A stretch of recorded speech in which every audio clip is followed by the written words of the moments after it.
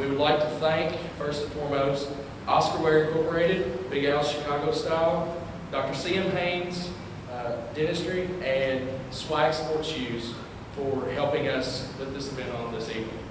I would like to now introduce our panel members. On the conservative side, we have Dr. Dennis Wilson, Professor of Economics, and Dr. Joel Turner for Political Science.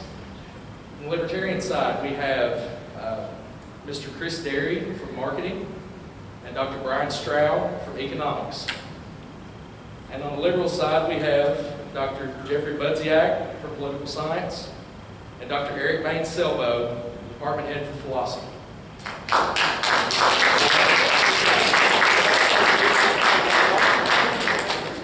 Again, thank you all for coming, and I will now turn it over to our moderator, Mr. Zach Rudd.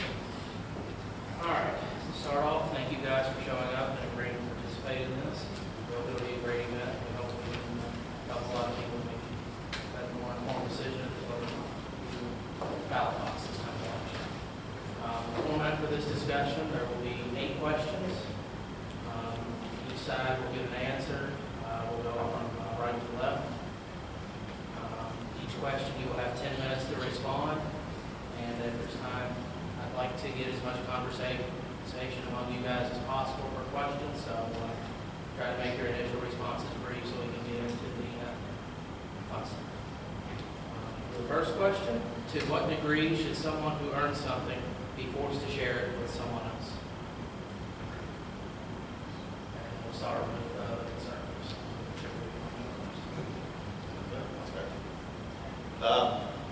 So the question here is, to what degree should somebody be forced to, let's see if I read right here, forced to share their wealth with someone else?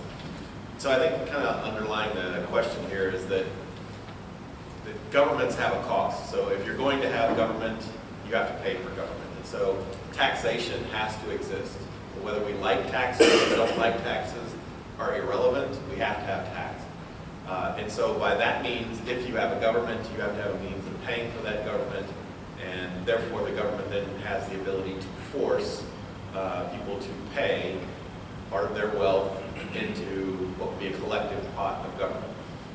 But I think underlying the question is much more of, do we agree with the idea or concept of wealth transfers, that we tax one group of people to give money to another group of people, and I think that's an entire different discussion that I think we'll get into later on. But from my standpoint, the initial part here is that by force is almost necessary if you have taxes to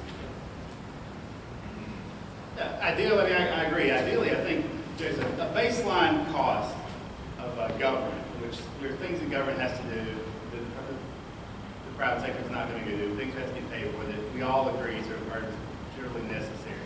And so at some level, you got to have taxation that exists. And what the rub is there's a lot of things, a lot of extraneous spending in the eyes of at least conservatives that takes place, and that's where sort of the force comes in, and these really high tax rates. And also we have this issue with government favoring some folks over the others through tax policy. If you stood the tax policy up, it's taller than me, significantly taller than I am. So I mean, it's a confusing sort of thing, and it's just we have to sort of balance this level of things we need versus going too far. Ideally, we live in a world where we didn't have tax refunds. I mean, is there a perfect scenario? Government costs a certain thing, that's what we get taxed, and that's how sort of things go. But we obviously don't have that. But how much government? Our founders started this great experiment. And in 1787, after much debate, they decided that the federal government would have just 18 enumerated powers as designated in our Constitution. And that all other powers would be designated to the states and to the people. Because the founders knew that when power was focused from a central level, that it was almost impossible to stop. So the question is, how much government? And the founders, in all their wisdom, identified these 18 powers and said, if you want any more powers, then you have to go back to the states, or you have to go back to the people. And in this way, we keep power decentralized. So we can keep government in a small enough fashion so that individuals can live their lives the way they'd like to. So, the question is, to what degree should someone who learns something be forced to share it with someone else? Even as a libertarian, I would agree that there is a role for force in government sometimes. I'll give you a couple examples. One would be if someone decides to have children. I do think they should be forced to share their income, their wealth, their assets with little children. Who have, a 2-year-old does not have an opportunity to go out and earn an income and provide for themselves, and it is that parent's responsibility to provide them with this world to do so. So I do think the use of force should be applied to people who create children to take care of them. Otherwise, you're saying that some people can create burdens and just do that indefinitely and palm them off on people. For that matter, if the use of force is legitimate, to enforce contracts. If you have a voluntary contract between two people, both sides, neither one's forced to go into the contract, they both agree to sign on the contract, then the use of force, the court system in a police state is certainly consistent with the libertarian philosophy to enforce those contracts. The key there being a voluntary contract. Now, the rest of the underlying question in the statement is, should you be forced to share with someone else? Now, it's share and not give in the certain sentence here. Those are two different things. So we might imagine a government that says, hey, we want a road that we can all drive on. So we're going to forcibly take tax money from everyone to pay for this road, and we will all share the road. That seems to be a lot more legitimate use of government than, say, I take something from someone and not share it with someone else, but give it to someone else, merely because they didn't have it to start with. There's no sharing there. There's no common problem we're trying to solve. There's no public good being provided. I think that's a much more of a logical leap to argue the government should forcibly take things from people, give them to other people where the first person has no access to the benefit of that. Thank you. So I think that we all, I think that, I won't speak for Eric, but I think that there seems to be some consensus that, right, some degree of forced government intervention through taxes, kind of economic redistribution, at least in the way it's been described here, sharing, I think is apparent, and obviously we will have, I'm sure, some agreement, disagreement on kind of the extent of, what fun is all this agreement. So allow me to give kind of the alternative perspective on perhaps kind of the giving way. I think you so nicely paraphrased this. I think typically kind of a liberal political position that advocates a greater role in the government redistributing income, which I think really does underlie kind of the policy salience of this question. I think there's many justifications for idea of some redistribution of income. I think I will offer one, and Eric has obviously a lot of thoughts, I'm sure. But I think the primary one that I think liberals put a particular emphasis on is this idea that the creation and existence of wealth for individuals, right? The premise is question on someone who earns something, and that earning does not exist in a vacuum. That earning exists within kind of a pre-existing political structure. There may be ways that the political structure is oriented to predisposably favor people of a certain class, race, gender, socioeconomic status. So I think that what I would at least question is the extent to which this premise, I think kind of criticisms of economic redistribution operate on this assumption of everyone has an equal chance to earn this money. Because everyone has this equal chance, that kind of market system should be exclusively responsible for redistributing this money adequately, and I think under many circumstances that's a reasonable assumption, but I think that kind of pushing that line of argument too far, at least kind of my political position, fails to recognize some kind of social and structural pressures that may lead to allowing individuals to accumulate greater wealth, not necessarily only through their skill, ingenuity, and perseverance, which may be part of it, but because of a kind of systematic structural component that creates this opportunity, or helps, I should say, aid this opportunity for them. If that's true, then I do not think it's quite as radical a proposition, although I'm sure my friends to the right may disagree with me, to perhaps recognize that possibility and redistribute wealth to some degree to recognize some of those structural differences. But that's certainly just one point that could be addressed.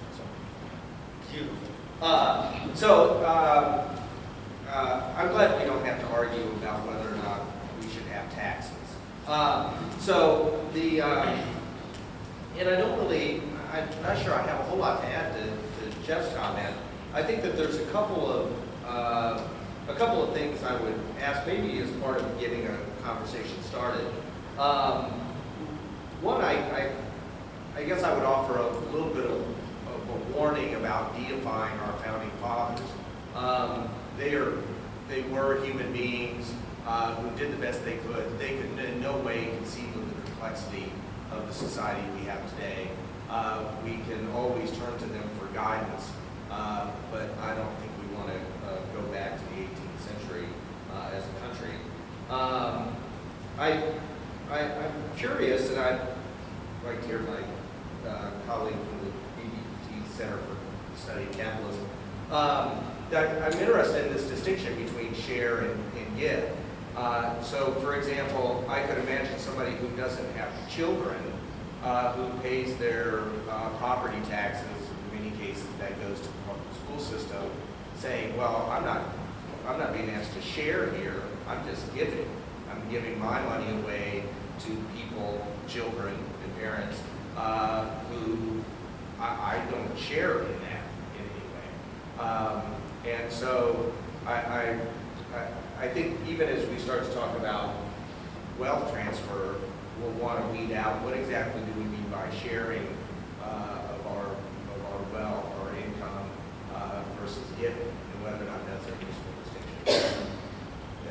Specifically with respect to education, I think it would be tough to argue that even the person without kids, first of all, they got educated themselves. We're in the system as it started. Could have gone to private school. But even, so let's say they went to private school. It would be tough to argue that they don't benefit in a democracy from the education, given that everyone gets a right to vote and each vote is created equal. If we created a whole bunch of people who had no education whatsoever, then it would actually be very detrimental to this person. I agree. So I think you still, but it's important actually that there is still that element of benefit. You see, the reason that's important is because the vast majority of the U.S. federal government budget has nothing to do with any sense of sharing. It's taking. It's through what we call mandatory redistribution. We have Medicare, Medicaid, Social Security, the transfer payments. It's the transfer payments that were not a key function of central government in the 1800s, early 1900s. That's really been the shift in government. So instead of building parks, instead of building roads, providing police that all show up in Detroit on time, rather than focusing on the public goods that we share, government has changed its attitude and focused literally and ruled out sharing. We're specifically going after to take money from people to give it to other people and have them use as they see fit. I don't benefit when someone on food stamps eats steak instead of. But you mentioned Medicaid. Wouldn't it be the case that as a citizen, I benefit from not walking down streets with people actively ill and dying on the side of the road? Do you think Medicaid prevents that? Well, I think the I question think that's better than nothing. 30 seconds left. Okay, I think just quickly, I think that kind of speaking to Eric's point that I think kind of my reaction is that if we define benefit that broadly, as in not a direct tangible benefit, that I get secondary benefits. I personally don't have any children, so I kind of fit into this hypothetical Eric gives. If I'm getting a secondary benefit from education of other people being educated, then it does seem to allow for the possibility of many, many other secondary benefits, and even if Medicaid's not the perfect one in that example, I think it speaks to that. All right. Our next question. Should people who have more help those who have less? Which I think carries on a lot of what we talked about in the last one. So again, with that right. Start with me. Okay, so again, I'll go after the question here. I think inherent in this question is kind of an assumption that people of wealth have in some way accumulated that wealth by taking it from someone else. And I would suggest just the opposite, that those people of wealth only generate, the primary people of wealth only generate the wealth by providing something to everyone else, whether that be to those that are poor or middle class or whatever income spectrum they might be from. That Steve Jobs did not die a very wealthy man by stealing from somebody else. He did it by providing a product that people valued more than the money in their pocket. And so they were willing to give him money from their pocket for the attribute that he had. And the vast majority of the wealth that's created in America is by making people's lives better off. So the idea here, the question of do they give to the poor? Absolutely. If they don't provide something to others, then they don't generate wealth. And anybody who generates wealth by not providing something to someone else is a thief. And the only way you can do that is by stealing it from somebody else or by being politically involved enough to not have it be called theft anymore.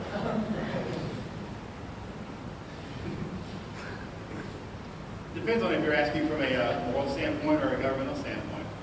From a governmental standpoint, I don't think that there's any necessary obligation or the government should not be forcing people who have more to help those who have less. Morally, I think you should do what you can. I mean, this is my upbringing, my background. I've tried to historically help people in every way I possibly can. But the government's not forcing me to do that. It's just something I do out of my own free will. And something I feel sort of obligated to do, or I feel sort of led to do from a moral standpoint. But I want the government telling me I have to do it. Because at that point, sort of, there's no, really, there's no generosity or anything like that. And it's sort of, you just don't get the same out of it. It's sort of not the same gesture of goodwill when you're being forced at gunpoint to do it with the power of the government and when you sort of willingly do it just for helping the person. And also, there's this question of what we mean by help. You know, a lot of people who are rich, who are the sort of the haves versus the have-nots, help people by creating jobs. You know, absent some of the innovations that they engage in and some of the products they create, the businesses they start, absent those businesses and those products, you have fewer people working. And getting a paycheck and having a steady job is a way to help someone. So in terms of the government forcing folks to help, I don't think the government should. I think people should. From a moral standpoint, I think we have an obligation to do that, but I don't think it's the government's job to tell you.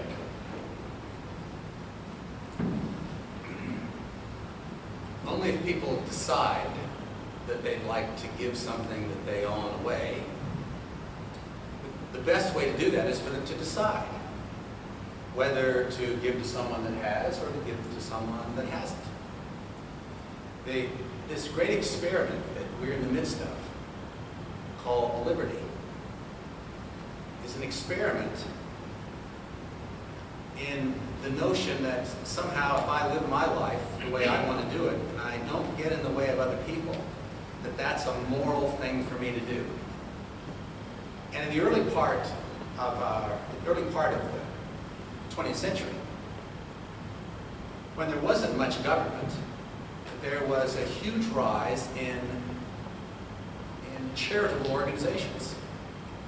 The churches created hospitals. I was a Rotarian for years, and the Rotary Club got its start in 1905. 6 guys got together and decided that they would like to put public toilets in downtown Chicago. There was no government to do that. As a matter of fact, most presidents up to that point would veto things like that because they said that's not the role of government. So it's the role of the individual to decide what he or she wishes to do with their capital. And in the American society, for most of our legacy, when there was a need, the people that had stepped up. The only problem is that increasingly government now has a monopoly on service. So when you look around at charitable organizations, even around Bowling Green, there are fewer and fewer because there are just not that many more needs available that government somehow is not in trying to help solve. So the question is, should people have more, help those who have less? And my first response is have more of what? There are a lot of really cool things out there. One might be income, one might be wealth, which is slightly different. One might be happiness, one might be time. I mean, I can read this a number of ways. Should people with a lot of free time help those with less free time. I make that argument myself in my household. I have less free time, my kids have more, they should do the laundry. This seems only just, right? We've got to equal this out. Now, do I want a policy of everyone, all teachers, professors who are on 9-month contracts should be forced to go to houses where people have jobs 50 weeks out of the year, should be forced to go do their household chores and mow the grass for them? Well, I don't think so. But that's just the same argument. I mean, some people may decide this is not going to make less income for more time off. And then they run back and say, well, wait a second, my income's less than yours, I should get your income. Well, wait a second, this is a bundle of goods. One part of the bundle is income, but I may have a higher income because I have less free time. I don't get to sit in front of the television, I don't get to go to the beach, I have to take time away from pleasurable things. I don't think I want to make the argument that people who work most hours a year are necessarily the happiest. So what you're doing is you're taking money from unhappy people and giving it to more happy people. You're actually increasing happiness in people, right? So I don't think it's a function of government to start trying to figure out exactly which margins to redistribute on, which one not. Because if you just pick one, you're artificially going to make some problem worse. The first two questions kind of line up these four gentlemen together, so I feel like we're always kind of given the contrary. You guys go first. Position. Yeah, go first.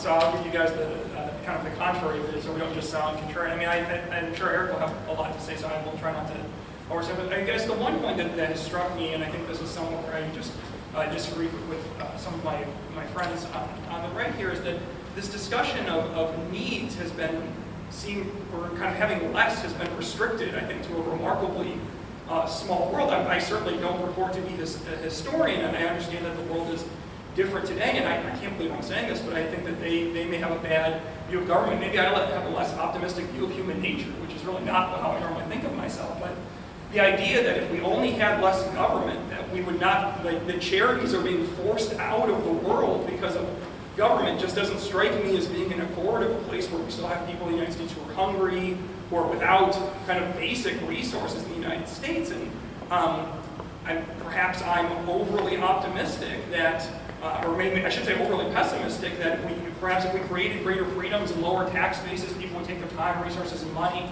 and devote them that way. But I haven't seen a lot of evidence to support that, at least in kind of the modern context. Like I said, maybe the historical context is different, and that's my mistake.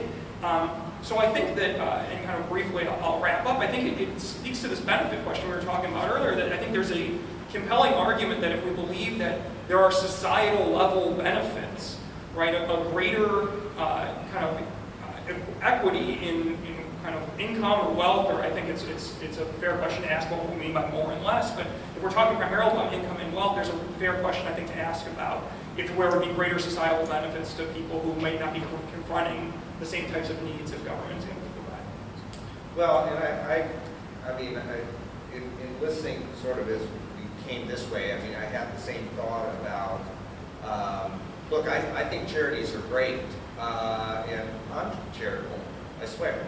And I support charities, and you know, at the same time, if charities are incapable of helping the sick, is just one example, then what do you do? And I think that there's no real compelling evidence that if we just take government out of the equation, all these charities are going to swoop in and take care of folks in the way that they often need to be taken care of. So that's one thing. And I know I'm kind of cherry picking here, but something that Dennis said that I want to make sure that people don't think I think this. I certainly don't think that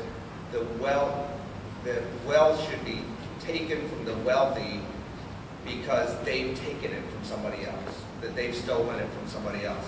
It seems to me that sometimes people on the right like to accuse people on the left of thinking that. I don't know a lot of people on the left who think that. I mean, we can talk about bankers and bailouts and stuff like that. Those people are takers.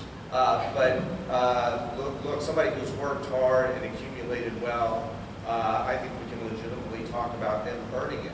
I also think we can talk about them as part of a social contract in which they owe something back. And we can talk about that in moral terms and political terms. And I think that there's an important difference there too. The only the last thing I would say is that we shouldn't equate charity with justice. You can have a very unjust social structure, and you got a lot of wealthy people maybe at the top who are able to give lots of money to charity. Frankly, I don't care about wealthy people feeling good because they can give to charity.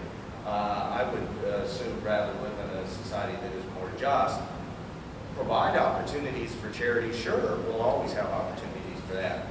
But I don't think that we somehow should opt for charity over justice just because that way individuals will feel better about their giving. You use this term justice in a very broad brush. And I gotta be honest, I'm not trying to be funny or trying to pick a fight. I honestly have no idea what you mean when you say the term justice. Well, I don't either.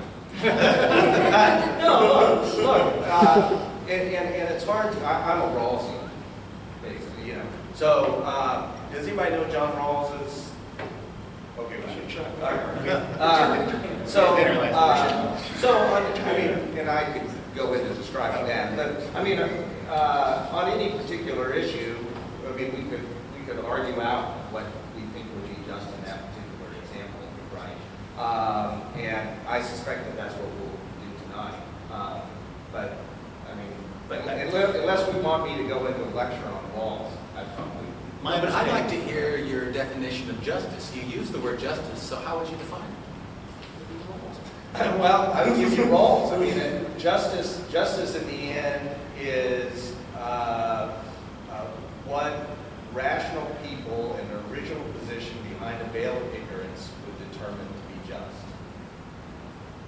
Rawls comes to a very specific, not to over-academicize this, but Rawls comes to a very specific conclusion of what that justice, he says, looks like. He doesn't say, we're going to go behind this veil and let's see what we come up with. He's like, well, of course we come up with this. So we come up with some type of welfare function that says we will take that, we will specifically design public policy and design to help the most disadvantaged. Right? So you can well, be just. Rawls's first principle is equality. The difference principle comes second.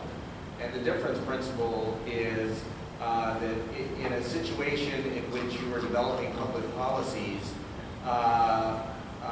assuming that you can maintain equality, any particular public policy would have to at least serve the least advantage. So do you set up your own classroom in this way? In which case, the A No, students are forced to I'm justly give stopping points with the to people who. But isn't justice then in that case that A students should give up points to F students so that But this we is bring it crazy, though. This is crazy to assume that if you have a political sense of justice, it has to apply to every single aspect of your life. Okay, That would be like using it saying as that an when I go home, do I use Rawls to treat my children? Well, no, I don't. Is it a political Use sense a of justice different or definition moral of justice for two different situations? What? Do you use a different definition of justice No, it's not for different. relative situations? Justice in its political sense means one thing. When I go home and I'm interacting with my children, I'm not in a political situation. That should be very important. So what's your moral sense of justice? Because I would assume your moral sense of justice is applied to every part of your being.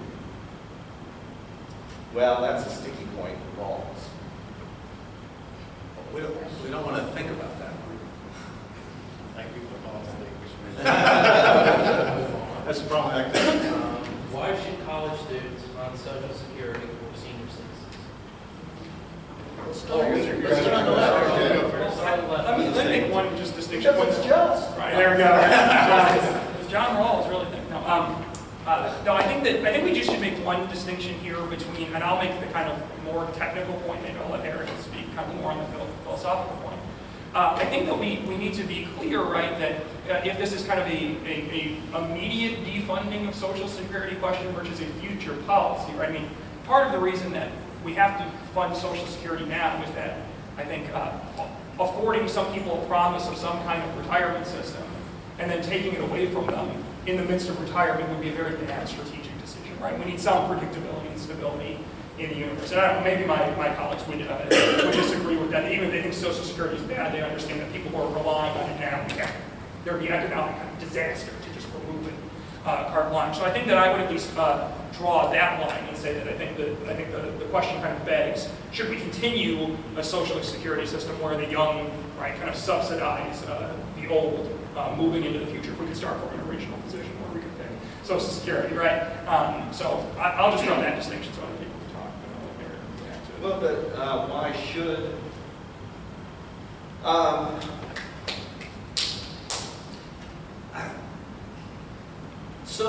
Social Security is part of the social compact that this country established many decades ago.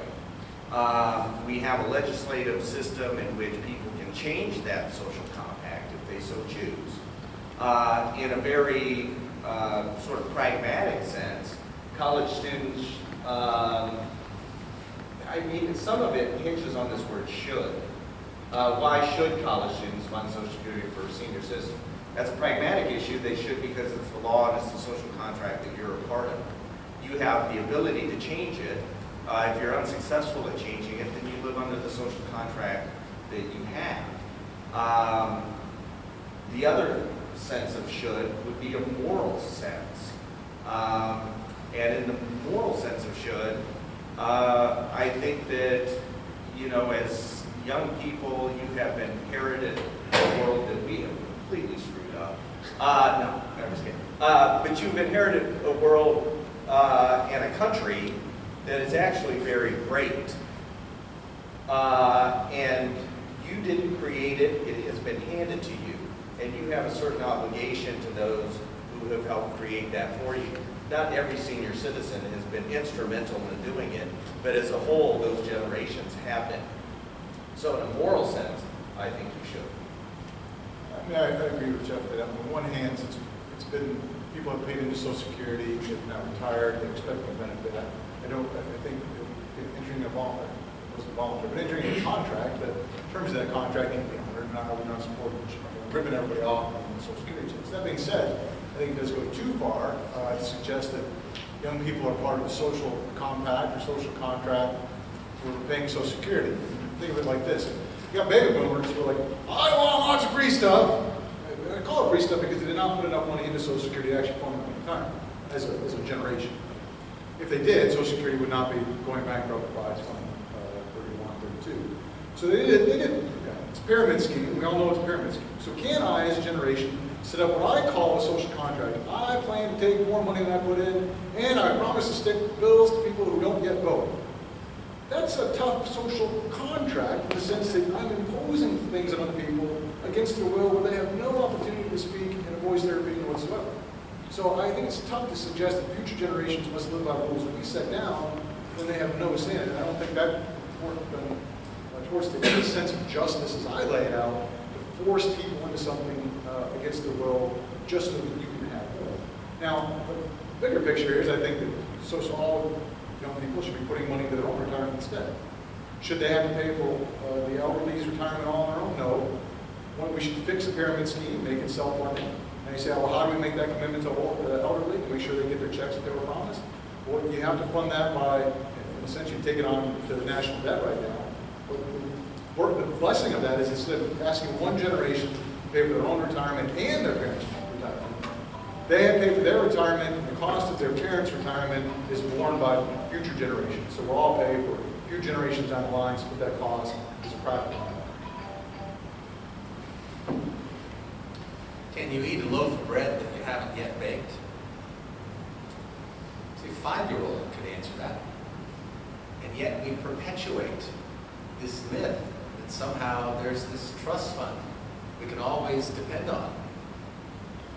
And I agree with my friends on the left that it requires political action to change things. And I read an editorial, I think it was in the Wall Street Journal, when a fellow said, what we've got to have is if Congress overspends its budget, then automatically 10% of the members are fired at random. And then if it's overspent 2 years later, then 20% go until we get their attention. Because after all, we have a representative, we have a constitutional republic. We don't have a democracy. And what we have to do is persuade those guys. And one of the best things we can do is we don't have a great system of always finding the right people, because the purpose of the system is when they get bad, we can kick them out. And that's what young people can do today on the issue of Social Security. And that pressure will put pressure on the system to right itself in alignment, perhaps, with what Dr. Strauss talking about. We start firing for going over their budget, we'll never pass it. Keith going to do it now anyway. In terms of why college students should pay for senior citizens to have Social Security, because because it's the law. The same reason you sign up for selective services during 18, because it's the law. Same reason you do a number of things because it's the law. Is it a good idea long term? Obviously not, because as Charles pointed out, there's in a point where we're not going to have any money, and sort of the money's going to have to come from somewhere. Eventually, we're just not going to be able to pay for it. So, I mean, yes, now we pay for it just because we've agreed to do it. We sort of honor contracts, take our obligations. Long term, it's going to be done. I agree with folks in this panel. It's going to require political action. And the problem that young people have is that they aren't politically active, and that's this huge issue. That's why we have this never-ending cycle. Politicians don't listen to young people because they don't vote. Young people don't feel like they get listened to, so they don't participate. And then sort of members of the ARP, the older generation who do vote and who do donate and who do take the time to support candidates and make their voices heard, they're the ones who get beneficial policies. So if you want to change that, you've got to sort of get involved in the system. And that's sort of the huge issue that you have. Until you're getting involved in the system at sort of the ages of 18 to 30, you're not going to get that change. And you're going to get into a system that's going to fail, or just is not going to exist. It's like, I'm not planning on getting into Social Security, but I hope that you guys, a lot of you aren't either, but I'm pretty certain it's not going to be around. So just planning for it. I don't have a whole lot here to add to what everybody, I thought Jeff said it very well here in terms of there's a major difference between the short-term discussion in terms of funding Social Security and the long-run discussion of how you go about potentially either defunding it or building it.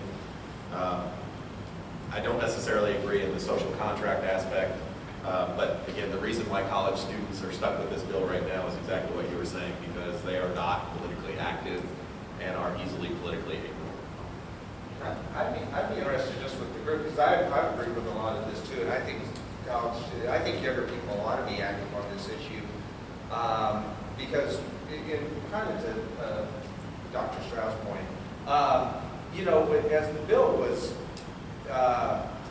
as the bill coming due kept getting bigger and bigger, a lot of that had to do with the fact that people are living so much longer than they used to, and they didn't plan for that. And part of fixing this would be, for example, raising the retirement age, you know, after I retire. But I'd be interested in hearing the group, whether they, you know, are you for sort of a radical throwing out of the system and privatizing it, or are you for tinkering with things like the retirement age to make it more solvent? I'll throw it out. I've adopted a Chilean system where Chile actually still makes everybody contribute 10% of their income to a retirement fund. So you don't have to worry about this problem, people not saving up for retirement. They also have in the system some redistribution. So it's still at the end of the day, even though it's your own account, for those with higher income levels and higher wealth accumulation, we'll take some and redistribute it to lower income people with an extra bonus for having saved. So there's still a redistributive active part. But you know that going in, what your percentage is, your name's on the account, you know exactly what you get, nobody can touch it. I think it's an attractive saving vehicle, should be for all young people that have that. Is that privatized? I mean, like, that's a government program. The government makes you save, but it's in a private. Has your name. The government can't come rate it. Right.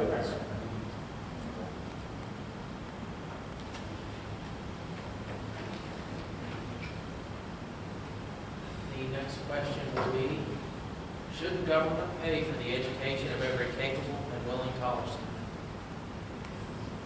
And we'll start on the left.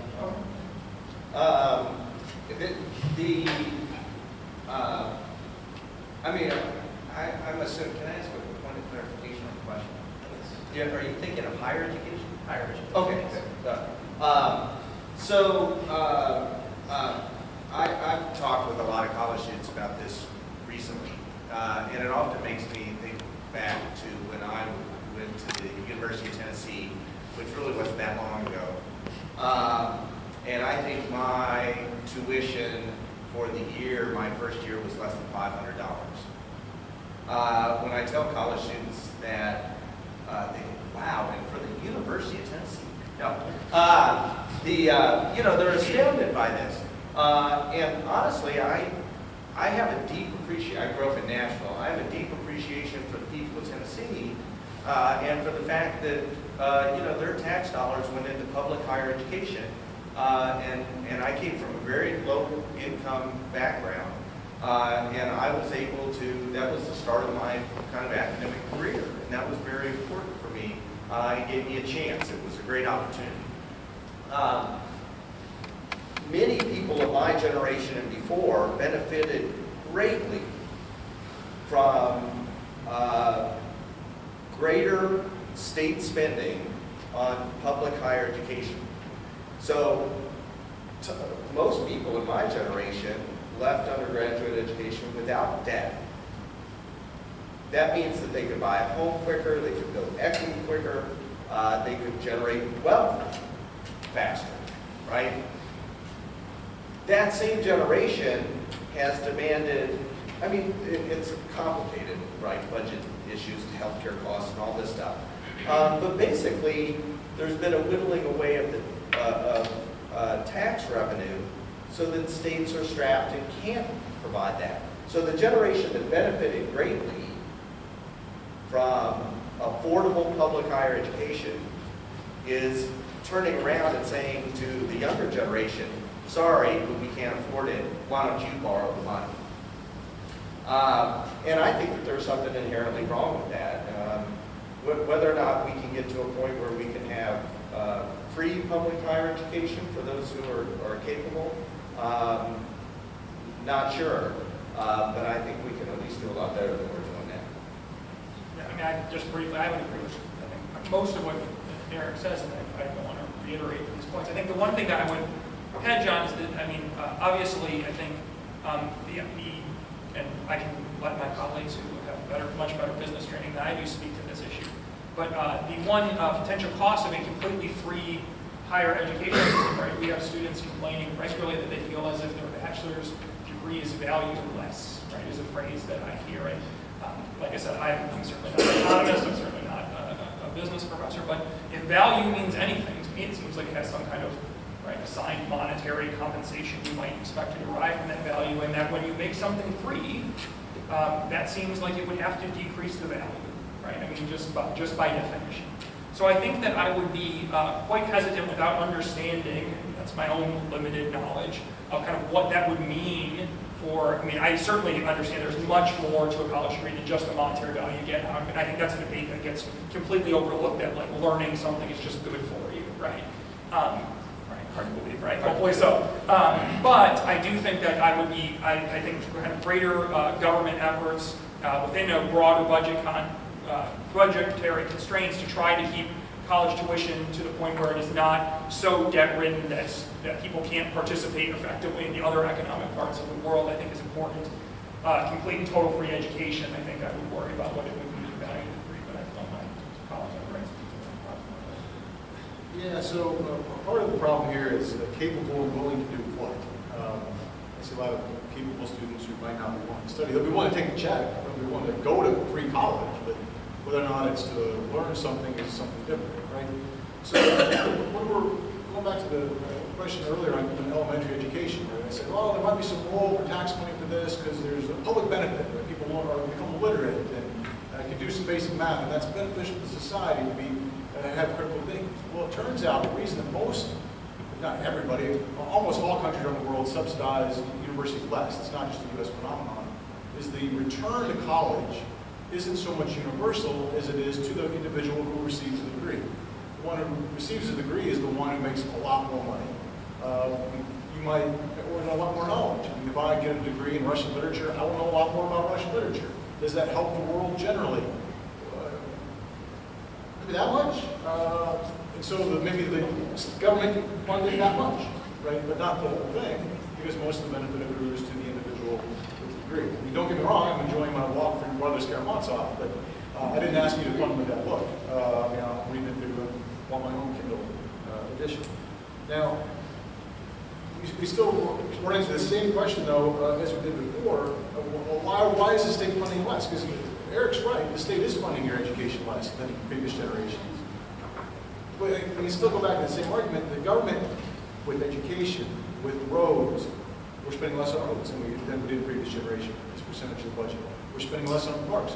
We're spending less on the sharing stuff that we use communally, and we're devoting more and more and more of the budget to literally taking from one, going through transfer payments and giving it to another. It's that fundamental shift in government that's not allowing us to engage in the sharing opportunities.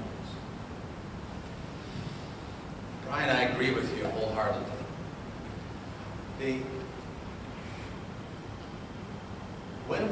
Whatever we subsidize, we tend to get more of. And when government steps in to subsidize things like higher education and healthcare, we don't get better education and we don't get better healthcare. We get more people who want it, but we don't get an improved system on its own. So I think it's the founding idea was to keep government small so that the rest of us would have our own capital left to distribute the way we think it should be distributed for the benefit of us and the benefit of others. We've now gotten to a point that we have so little left that it's awfully tough to be charitable.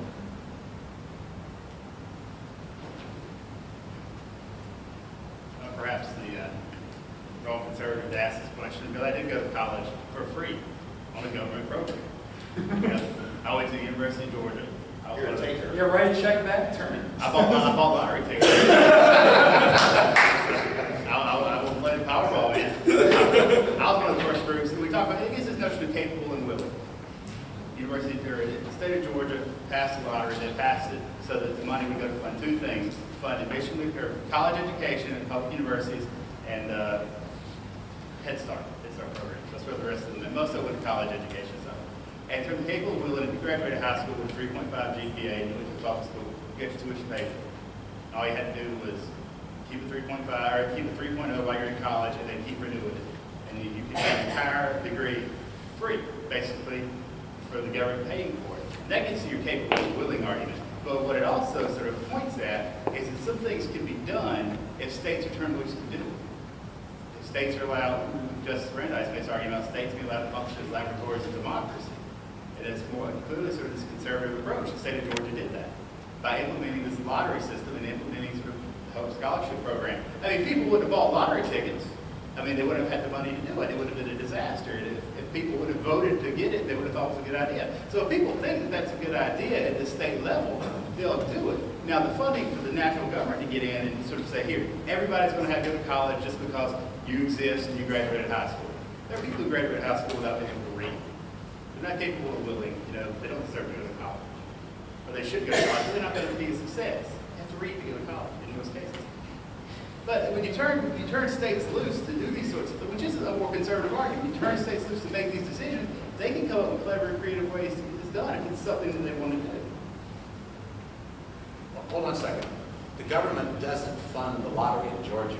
No, the people who buy the lottery tickets, who tend to be at the lower edge of the socioeconomic ladder. Yes, but they also, if they succeed, they have the ability to go to, all they have to do is pass their high school test. It's a very weird funding model, you say, right?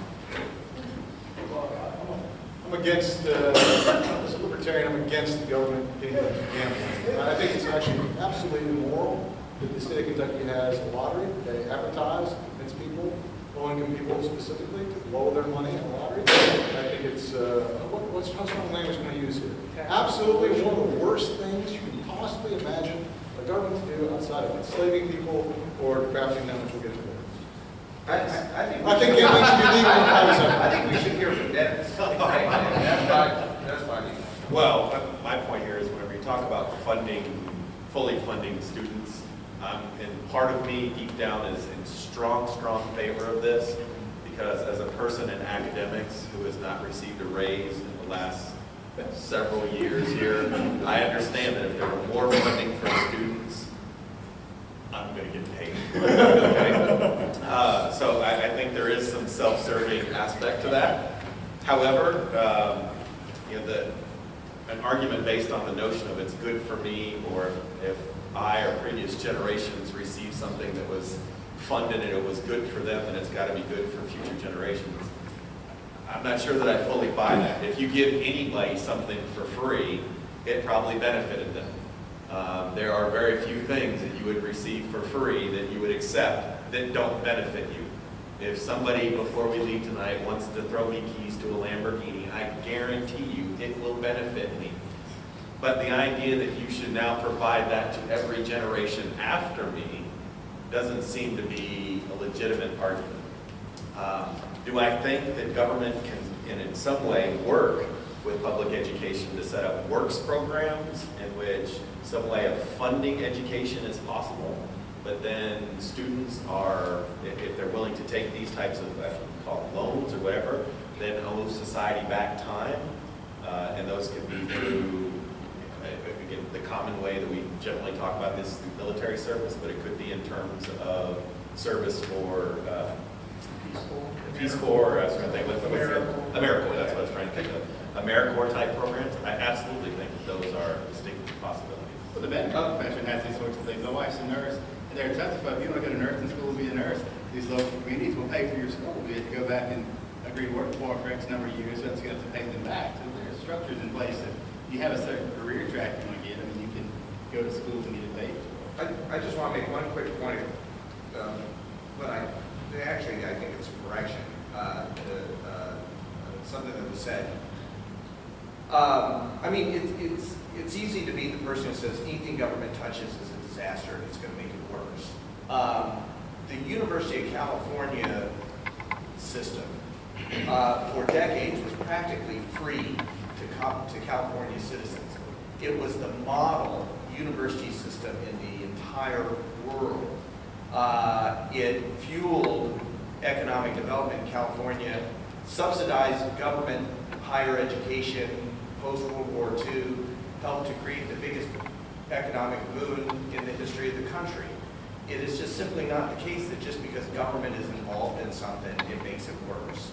I don't think anybody in the University of California system, and I know people in it, who would say a decrease in state funding has helped make us better. You still have furloughs, because they can only hand out so much free stuff. Yeah, they did, but I'm just saying that it's not better because of the state. It's the variable that is the most important one here isn't whether or not the state's involved or not. It's how the state's involved. Well, I'll have to disagree with you.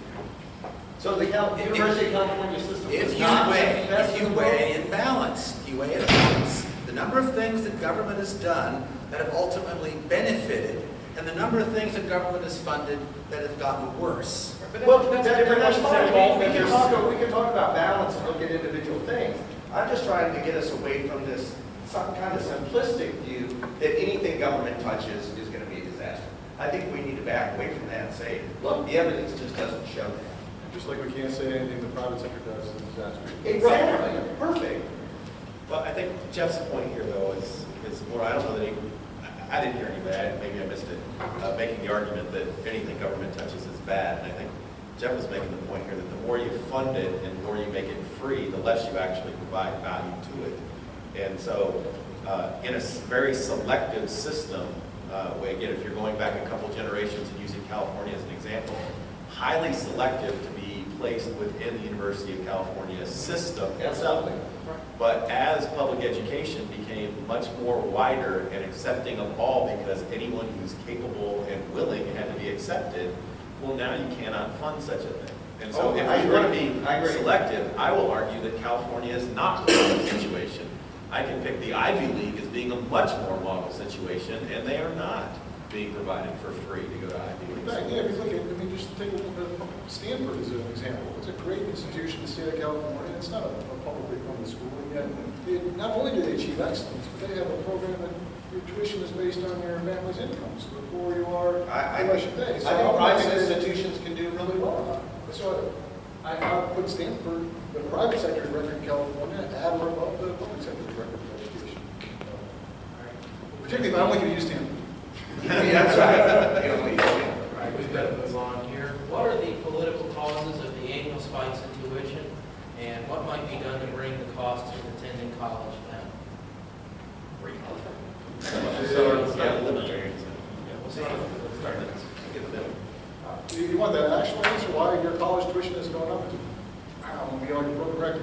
All right, so yes, the state of Kentucky actually is putting less money into your college than the year before, and they're putting less then and the year before that. And no joke, they really are funding your college less, which is why your tuition is going up in a nutshell. Now the question really is, why are they not putting as much money into higher education as a percentage of the budget as they used to? And it's because their priorities have shifted either voluntarily or involuntarily.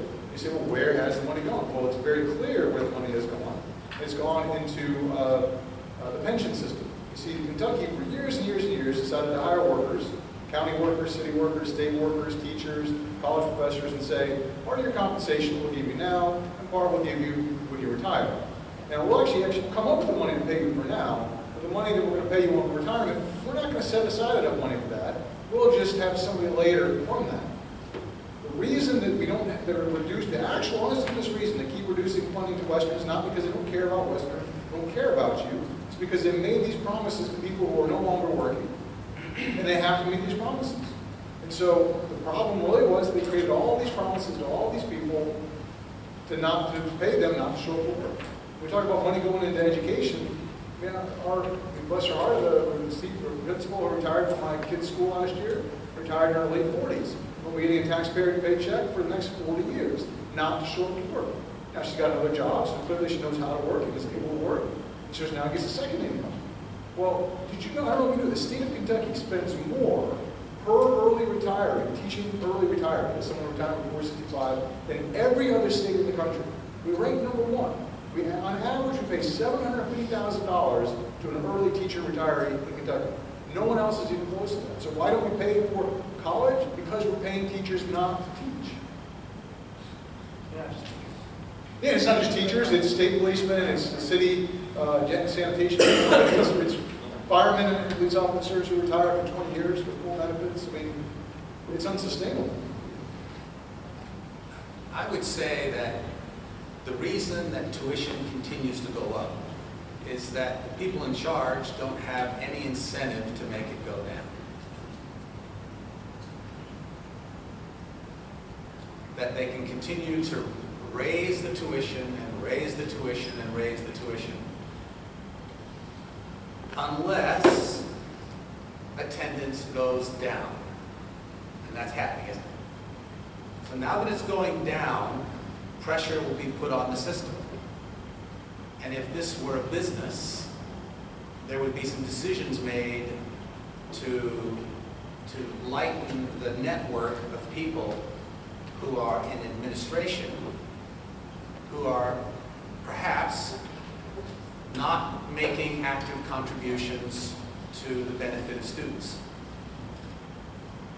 And that now may happen.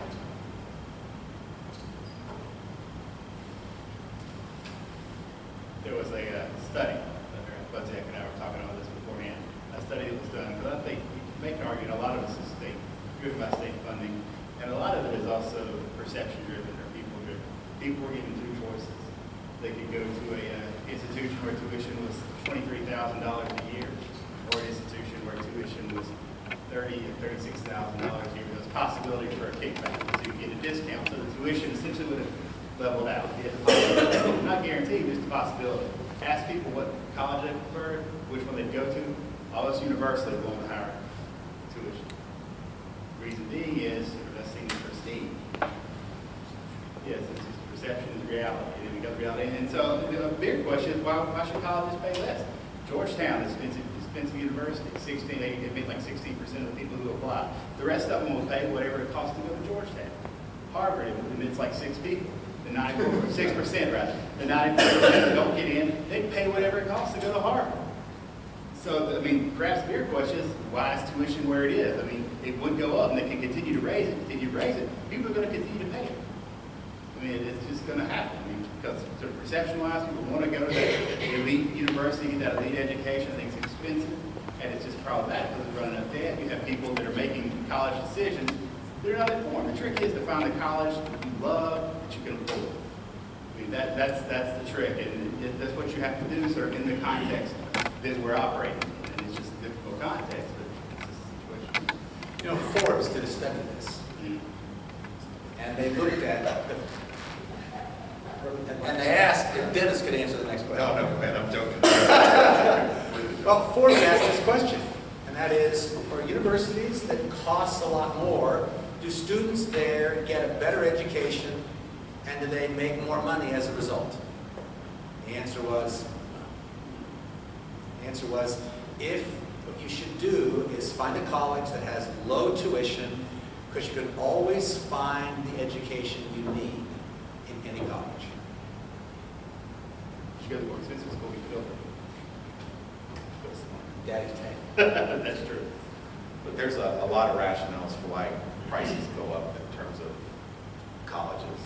You're right here in terms of administrators don't have much of an incentive to decrease the price as long as enrollments continue to grow. If enrollments are growing as prices are going up, you probably got an indication that prices are going to continue to go up. But if enrollments become stagnant, then something has to happen. And if part of this is also a defunding, I'm not sure, and again, I don't know, actually we were talking about this earlier, I'm not sure that the cost of a student attending college has changed. Where the money is coming from is clearly changed, meaning whether or not governments are paying for it or the student or student's family is paying for it. That may be changing. And so that's what is a perceived price, but the actual cost may not be changing very much. What I can perceive coming down the pipe is not necessarily that prices per se change in general, but we start getting specialized pricing or differentiations based on college or major in which you choose. That if you decide to major in various departments that have high rates of return, then tuitions could be different in these. And there's various universities that have exactly these types of policies. And where other departments that don't have high returns tend to have higher or lower tuition levels. So I think that's a distinct possibility and one thing that might be happening sometime in the future. You're also seeing a rise in proposal 3-year bachelor's degree. Chuck, that cost. Understanding that. Yeah. Class, just write a check, there you go. But If we start don't learn taking- anything, it's fine. But I think Isham have spoken very well to kind of all the, I mean, obviously there's a supply and demand element, there's some kind of state funding element, right, kind of driving these two things. I think I'll speak to the state funding element because I think the supply and demand argument has been well made by everybody. I mean, at the end of the day, this is a political choice, right? I mean, how much, now, we could argue about if the kind of other political choices have completely constrained to the point where it's not really a possible choice, right, which may be the case as Professor Stroh has suggested. But at the end of the day, I mean, I think it ties into, I mean, and I don't want to use this as just like a civics lesson about the importance of young people involvement in policy, right? But at the end of the day, I mean, you know, who votes? Retired people, right? I mean, they vote. So they get really good benefits. Who doesn't vote? Young people. What do they get? Nothing, right? I mean, at the end of the day, it's not, and I'm not trying to pick on retired people, I'm not trying to pick on young people. I have no problem with people in a democracy trying to pursue some of their interests. But at the end of the day, right, it's a political choice, and that if you want that to change, there has to be political involvement or some kind of pressure somewhere to make a change. It could be a supply and demand issue. We could be getting to that point now where the price becomes the price that students are paying, right, maybe not the total cost, but the price students are paying is so prohibitive that a lack of demand will drive this down, right? Or maybe political pressure to increase funding from the states that even if the total cost is the same, the state bears more of it than the student. So I think that, like I said, I think they've answered the question. Yeah, I don't have a lot to add. I agree with Chris that I think we're just now beginning to see, if you look at a graph of tuition costs and then student enrollment in Western as an example, we're just now starting to see a split between those. All along, raising the tuition costs and the enrollment just kept going up too. I think students and families are doing a sort of more serious cost-benefit analysis and deciding, I don't need that 4-year experience, I need this 2-year training to get the job that I want, and I don't need all that other stuff. And so I do think that there's going to be pressures there. And Dennis, I just recently I saw the data. The cost to put a student through Western has not changed at all, accounting for inflation. You're exactly right. It's just where that money is coming from, right? And just to pick up on something that Brian said, you know, the pension thing just seems to be another issue where those constituencies who could have an influence on public policy did and created a system that worked greatly to their benefit. That's right. And it is not working to the benefit now of 18 to 25-year-olds. And that gets to your point. I mean, this is really why students don't be involved in politics.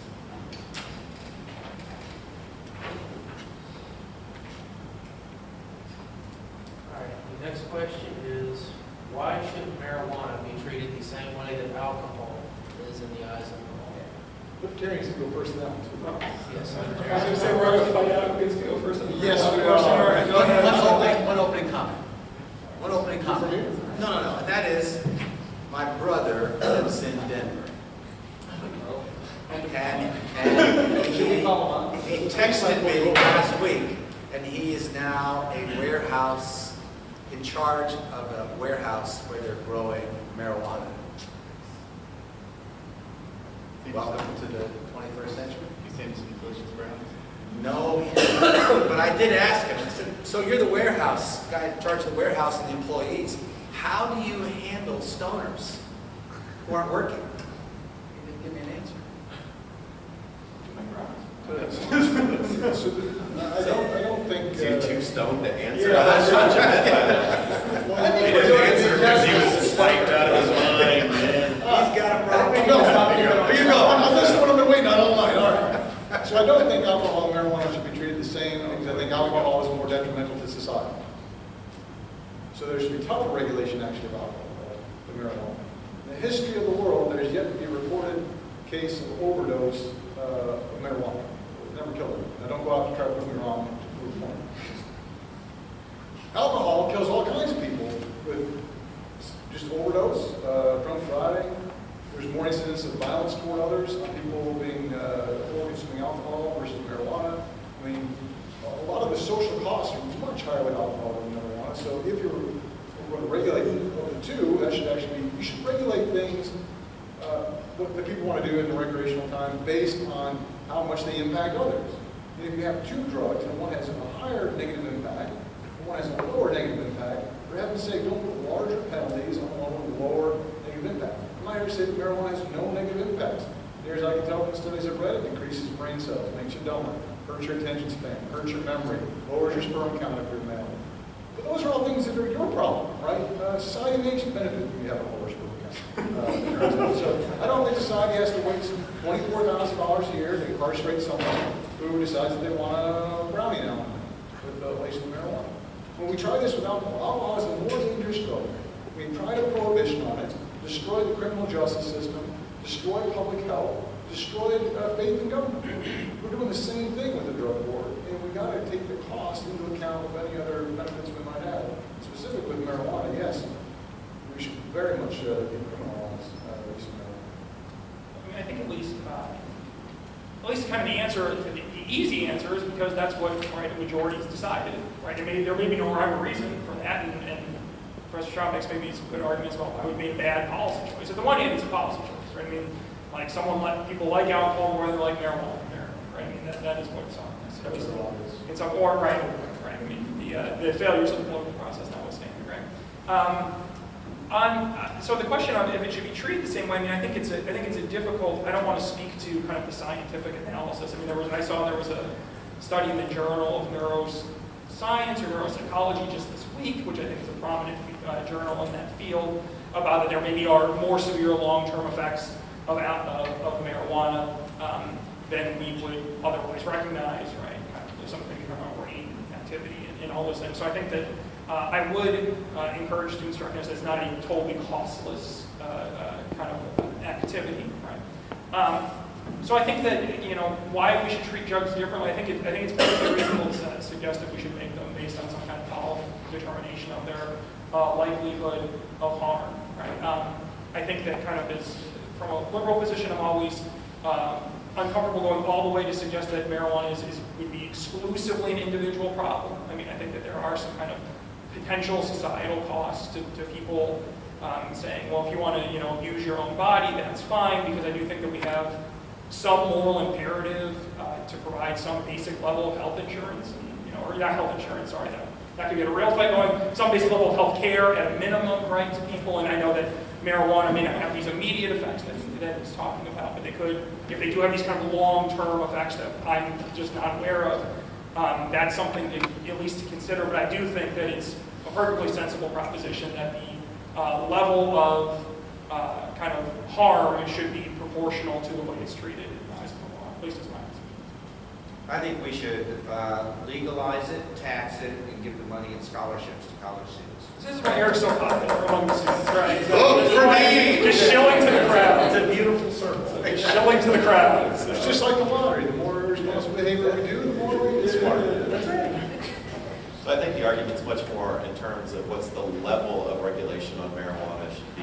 I'm assuming that nobody up here is in total, let's make it legal. Matter of fact, go to elementary schools and put little, you know, coin machine dispensers in there because what the heck, they got recess right now. So I'm not willing to go far enough to say that I'm willing to have heroin coin dispensers. But do I think the war on drugs has in essence been a failure? Absolutely. The costs are outrageous compared to any of the benefits that exist. However, I don't know that I'm willing to go quite far enough to say that just hands off, you know, whatever, pick whatever drug you want to, in this case it's marijuana, that we should, as a society now, take a legal stance of hands off marijuana and Katie bar the door. In essence, you know, Colorado hasn't quite gone that far. They've stepped back and legalized it, but there's still distinct regulations on the production, the sale of it, and everything else. And so I'm still willing to go along those lines. I'm not willing to go to free and clear. Well, there's always unintended consequences to read the price of the discovery. So, I mean, there's that. If Taco Bell can serve breakfast, man. That's right. Stop and breakfast start. You can't wait till that time to get sick.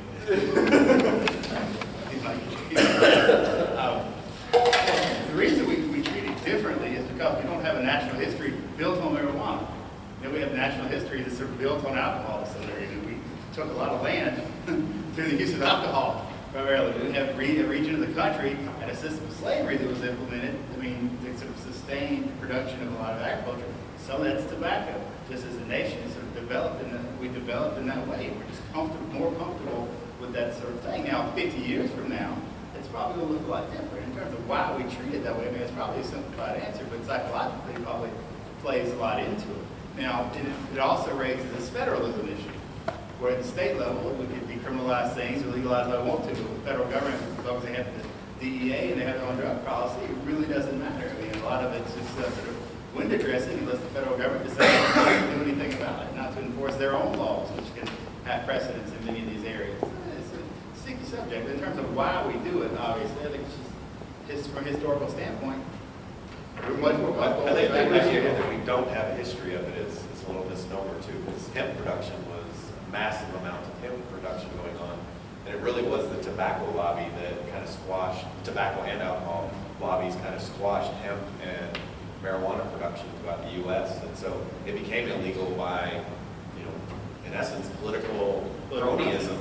And so there was some kind of crony capitalism going on here to favor tobacco and alcohol. There was also bigotry against Mexican Americans because marijuana in the 1930s was associated more heavily with the Mexican American community. So they would target a specific minority and take out their drug, just like they opened the Chinese American population. Now, what's interesting, Joel's argument is that, well, we had this culture of alcohol in the United States, and so prohibition didn't last. Well, as you see the demographics change with an increase in immigration from Latin America and Mexico, we have seen that go part and parcel with more people being open to marijuana legalization, decriminalization. I think that's exactly why we will have marijuana completely decriminalized at the federal level within the next 20 years. Well, just to give another, I mean, we're kind of all in agreement, but just to raise a different issue about this that I think isn't addressed in kind of any of the questions, but I think is worth noting, it is just the incredible disparate racial impact on drug policy in the United States, right? Which is really quite shocking. There are so few things that scholars of social science can agree on that when you find something that just is consistently clear as that there are clear racial distinctions about how we punish people for drug use. I think in a world where we may, race is not a question we address much here in this debate, but in a world where we might take racial resentment or racial differentiation as to some way some structural given in our society, or at least a remnant of some structural policy choices we've made. I think being able to reduce a policy that so clearly bears on that question is valuable as well. So from a libertarian perspective, this is a lot of times how we fear government plays out. Is they have this thing that's supposed to help the world, in this case prohibition of this one, sins of marijuana, as it were.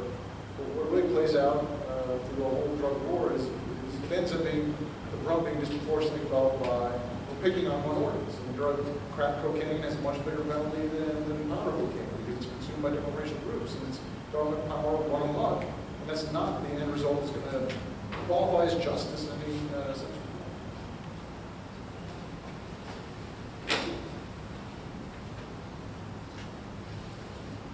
The next question is, should a person have the right to steal government secrets, even if that secret involves illegal activity on the part of the government, and then have them published?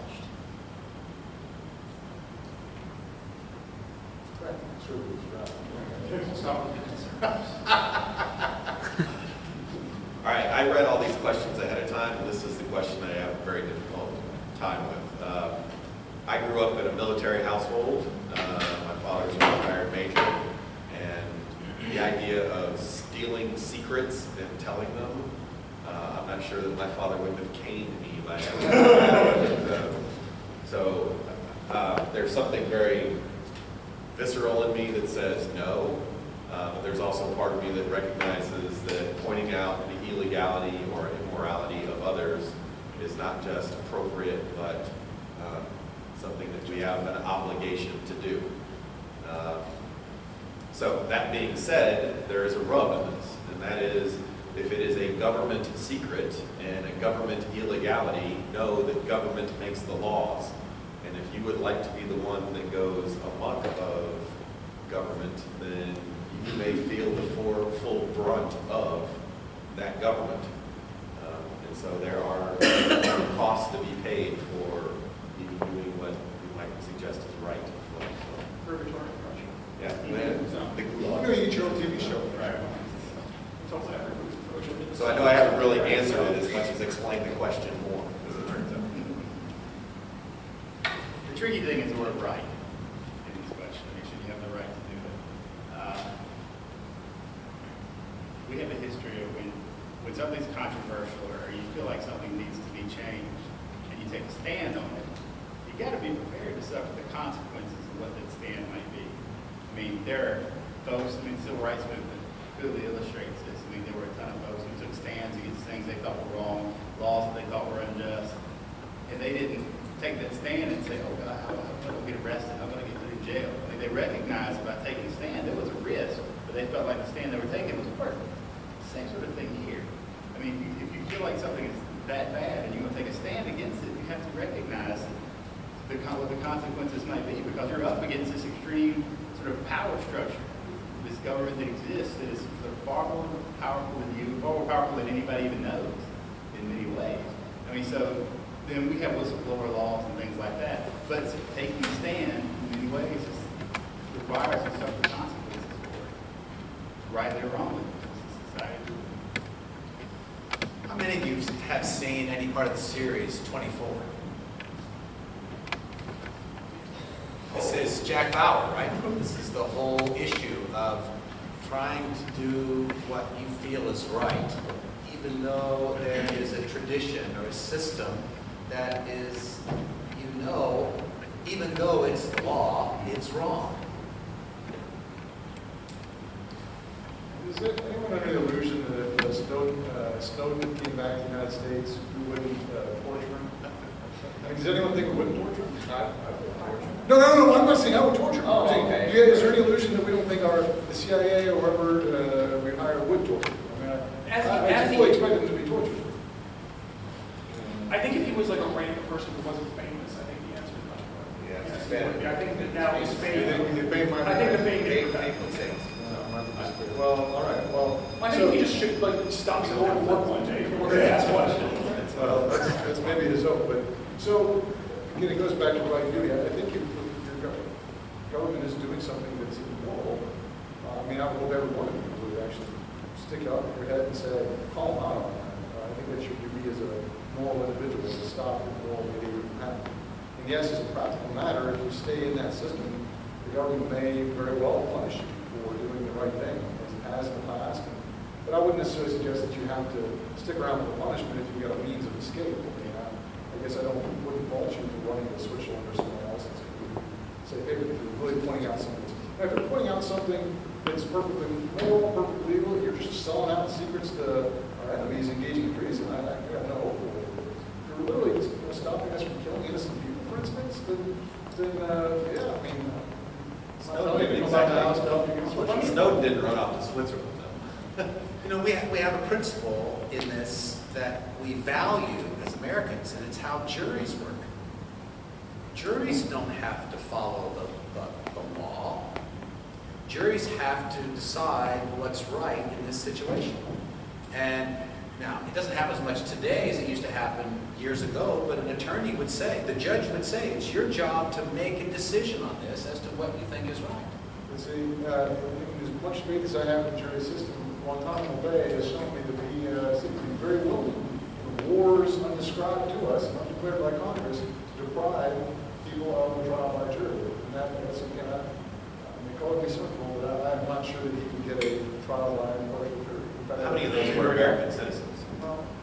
So, Using Guantanamo Bay here as an argument is difficult. The fact that none of these were American citizens that were sent to Guantanamo Bay. None of them were under constitutional protection. well, and that's a tricky constitutional question. That's a Jack Bauer. The court has afforded some protection to non-Americans, not a full trial by jury, as suggested here, but they have several times kind of slapped down the Bush administration and required at least a kind of the fundamentals of due process is kind of the phrase they use, that they have to have the right to petition petition to challenge your detention and have some kind of process. Now, right, that process has turned out to be some kind of military trial, which there's reason to be perhaps skeptical of whether that is kind of like, a trial the way trials in Iraq or trials right prior to Saddam Hussein being deposed. But I think that there is a slightly different question there. The one thing I noted on this question, because I had a feeling that we were all going to kind of hedge on this, at least to some degree, because it's a difficult moral question, right? It struck me that this question is clearly being motivated by Edward Snowden. And one thing that I think I would say, if that is the motivation for this question, it's far from obvious that what the government was doing was illegal here. And I just like to make that, it's a debatable proposition, and many of us kind of have this natural reaction. But there are certainly, and I'm not sure that I agree, but there are certainly plausible legal arguments that this is consistent with the Fourth Amendment. So the idea that this was a slam dunk obvious case, I think that Brian's point is right, kind of the purposeful killing of innocent civilians. I would like to think we would all stand up and say, something must be done, right? Kind of a secret war on innocent people seems unbearable. What could be a plausibly legal action by the Justice Department as part of a broad constitutional set of powers related to national security, I think is a harder question. And I'm not saying, like I said, this is just me more hedging, right? So it's probably not a super helpful answer. But I think that's a much more difficult question to suggest that, at the end of the day, right, what the NSA is doing, if they're telling us what they're doing is what they're doing, they may be lying, right? That kind of speaks to the question. But If they are tracking who our cell phones call regularly, Gmail invades your privacy much more heavily than that. They read the content of your email and create advertisements based on that, right? I mean, right? We give that information all the time. All the time. So I think that it's actually, I think this question implies kind of a moral dimension. I think this kind of debate. I think the Snowden question is much harder, because I think the idea that this is an obvious moral and legal imperative is far from clear in this particular case. Well, and it seems to me that there's, just in the comments, there's really two different ways in which we try to approach this question, hedging on both. And I'm not going to change that. But it seems like another way of phrasing it would be, is a person obligated to steal government secrets if the secrets involve illegal activities on the part of the government, right? So that's asking, as an individual, should you feel morally obligated if you know that your government is violating the law? Are you morally obligated to reveal that to the public? So that's one side of it. And the other side of it is, should a person who steals government secrets that involve illegal activities on the part of the government be protected? That seems to be the other question. Usually we have private whistleblower laws. Right. We don't quite extend quite to the same. Right. And I think it'd be good if it did. I mean, I think we're sort of in agreement that now, I grant Jeff's point that, if you're, and this is where if you're going to reveal government secrets, in case any of you have them now, you're probably safer if you are absolutely positive that this is illegal activity. If it's a debatable point, boy, that becomes a harder thing to know, whether or not protection should be extended there, because you could see a sort of slippery slope where everything, well, I didn't know whether it was really illegal, but I didn't like it, and so you can have kind of a chaotic situation. It's just creepy. It's not necessarily unconstitutional. Right. Exactly. We operate on one premise of a rule of law, right? When we choose to violate that, and there's real kind of long-term implications of that. Some of that we hold in high regard, right? Civil rights, we talked about earlier. But there seems to be an obvious, clear moral imperative in some of these things. This, I think, is at least much more debatable. Definitely clean up your tracks and clean the fifth. Right. If I learned anything recently, clean the fifth gets you out. I was going to say Lois. All right, this is the final question. Is there ever a circumstance in which the government should be allowed to draft young people into the armed forces? And we'll start with the legal. Yes. Did you want more? Yeah. No, I mean, look, and I'm all for having a reasonable, conscientious objector sort of qualifications to this. But you can argue about what circumstances would allow for this or would make it a more reasonable expectation. But certainly I think we could all imagine hypotheticals where we would say, yes, it's kind of the duty of our government for national protection to seek to protect the country. I'll jump in there and say there's no conceivable situation in which I would suggest that a military guy is morally. I can't conceive of one. I said and I tried. And I cannot conceive of a case where I think a draft would be immoral behavior. What you're doing is you're suggesting with a draft that enslavement is not only good, but you're forcing people to work, do a job that they don't want to do for a price they don't want to pay. So you have to like enslavement, or at least accept enslavement.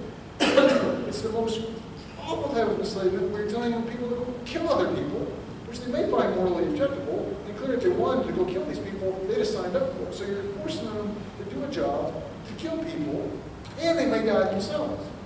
Well, I don't see any moral right under the sun where I can go tell someone else or shoot someone else on my behalf or get shot on my behalf against the will. I cannot conceive of a situation where that would be a good moral thing. So I think there's sort of 2 points. One, just because the constitutional law professor in me is climbing out, right? On the kind of the very technical element of the question is, the Constitution clearly allows the government to do this, right? It's not debatable. I mean, the court has consistently, overwhelmingly said that as part of effectuating a militia, right, that they can call people to service. Now, whether they should, right? Yeah, Right, whether they should. So I just want to make that clear, right? So it's conceivable the government could. I think I guess I'm generally opposed to it. I have a hard time imagining any kind of likely scenario. I mean, I could imagine some kind of Independence Day movie where they kill everyone in the military, and it's literally survival versus not survival. I mean, like, I can imagine a conceivable argument in which the alternative to forcing the citizenry to arm themselves and commit violence against intruders, that the alternative is certain extinction. Right now, I don't think that's an arguably conceivable scenario, right? But in that scenario, I would suggest, I don't know, if you're debating in Louisiana, I don't think you would tell people and conscript them into the military to shoot people trying to take their stuff. I think they're going to be locked and loaded and ready to go. So you don't have to conscript anybody. Well, I mean, perhaps, right? I mean, perhaps that's true that there would be enough people that I mean, so my point is the biggest extreme case you could possibly come up with, I would argue, would by definition encourage people to take up arms on their own without government force. And if they didn't, it's because they value the alternative. They would rather be taken over by the next people. Well, I'm not sure I would. I mean, if the alternative is death, it's hard to imagine that people would. Systematically, people would say, I'd rather die than allow the because they government. won't voluntarily die, you're going to force them to die. Well, I think I would just debate your premise that everyone who's drafted will die. Right, I mean, like, you're increasing probability of death. Yeah, well, but you said I got to make the That's the hypothetical. probability if you don't draft. Yeah, you said I got to make the hypothetical. So the hypothetical is certain death, no draft. Certain death. No, maybe that's not a conceivable scenario to you, right? Certain death, no draft. Marginally high probability of death, draft. I suppose there could be a conscientious objection where you could say, I would literally rather die, and I agree with Eric that I'm open to that. Right? You're going to have time in this process of that scenario to figure out who the conscience objector is? We do that, we have that process all the No, time. not to take this imminent thing when people are on the ground here. Right. Oh, he's got a week, we know it's gonna happen in a week. Right, yeah, they gave us a week notice coming this way. So, I mean, I think that, it's almost like a silly, I think there is some argument to be made that a government against a total and immediate threat has some right to, has some potential ability to compel its citizens to defend itself. But I think that scenario is so shockingly unlikely to me, I think it's a distinction without meaningful. So, I mean, would be my So I don't, early in the It's certainly discussion more here, aggressive. Eric made the point that we don't want to demonize, we don't, you were warning against people demonizing anything the government does as being wrong. And I hate to take the stance now that whatever government does is wrong. But in essence, I'm a little bit arguing this way. And the fact that my argument against a draft is maybe from a managerial microeconomic standpoint. I can't help myself, so prepare to be bored, if you weren't already. But in essence, in production, we tend to think of technology and equipment and machinery and tools on one side and labor on the other side. And if you make something relatively cheap and cheap and cheap, then the managers of that tend to overuse it and use it in a